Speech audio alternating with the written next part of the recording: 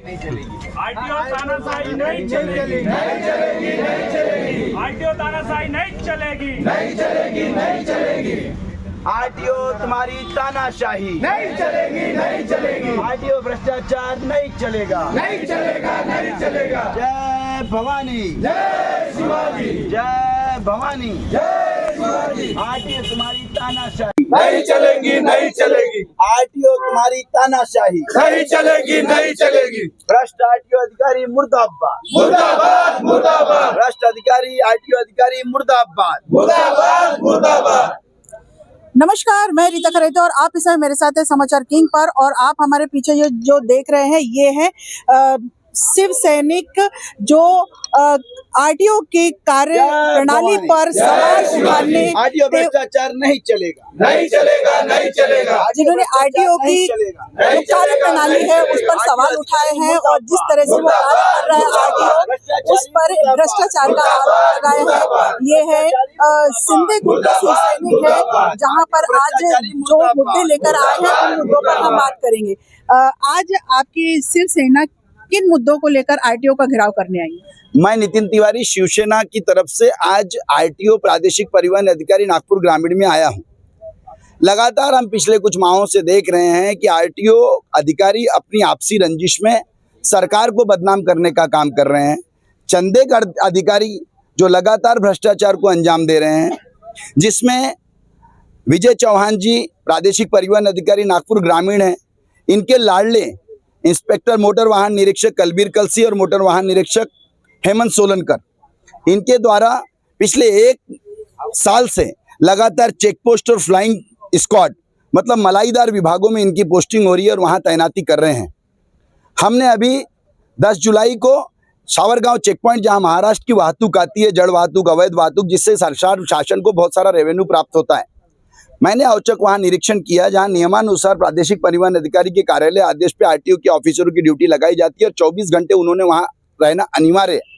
हमारे जाने के बाद आरटीओ ऑफिस बंद था, वहां ताला लगा, जो चेक पॉइंट था उनका ऑफिस था वो बंद था। हमने अगल बगल गाँव वालों से और वहां पे किसानों से पूछा तो उन्होंने बोला 6 महीने से यहाँ काला कुत्ता नहीं है। समृद्धि महामार्ग पर हेमंत सोलनकर पिछले साल अक्टूबर 2025 में और अभी जून 2026 में इनकी ड्यूटी तैनात थी। माननीय उच्च न्यायालय के आदेश 45/2023 के अनुसार सबको एक जियोटेक फोटो लेनी होती है। नोडल ऑफिसर के आदेशों के तहत निर्मला पवार जो अमरावती की आरटीओ, उनके आदेशों के तहत वो फोटो अपलोड करनी होती है, लेकिन ये लोग उन ड्यूटियों पर गए ही नहीं, इनकी फोटो ही अपलोड नहीं की।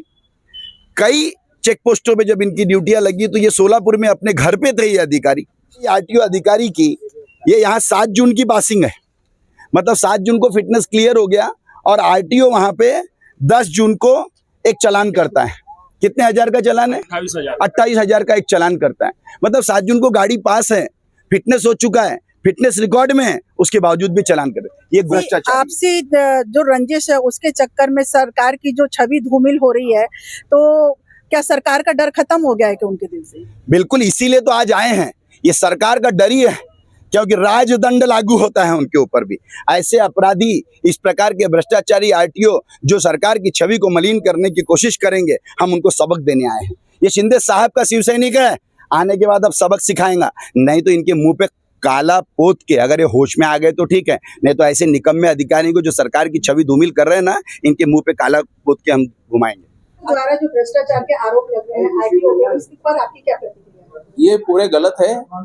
कुछ लोगों ने उनको उचका के यहाँ पे भेजा गया है, क्योंकि ये जो आरोप है आपने देखे होंगे, ये पूरे एडमिनिस्ट्रेटिव आरोप है कि ये नहीं किया, इसकी ड्यूटी।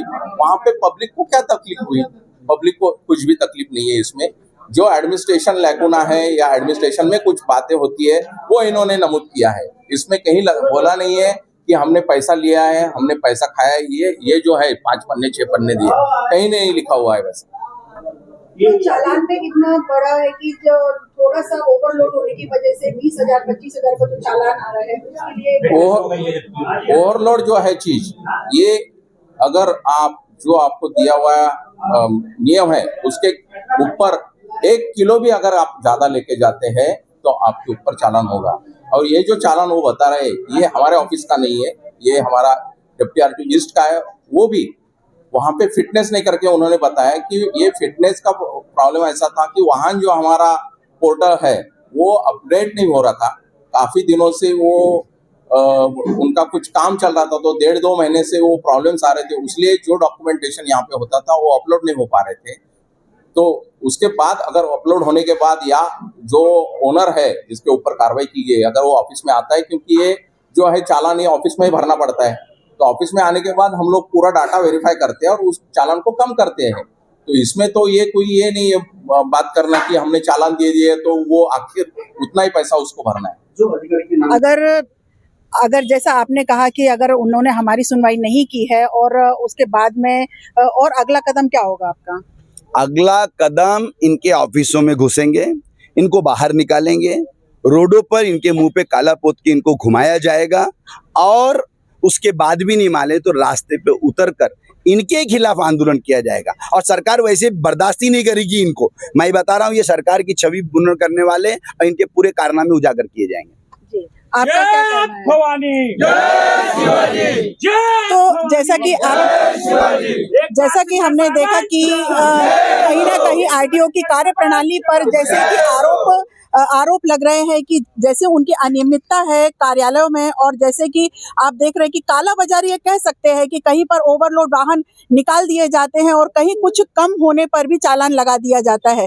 तो अब देखने वाली बात यह होगी कि सरकार अपने पावर में है और अगर ऐसे अधिकारियों पे अगर कोई सख्त कदम नहीं उठाते हैं तो फिर आगे देखने वाली बात यह होगी कि अब क्या सरकार अधिकारी चलाएंगे या फिर जो प्रतिनिधि हैं वो चलाएंगे। बने रहिए समाचार किंग पर रीता खरेते के साथ।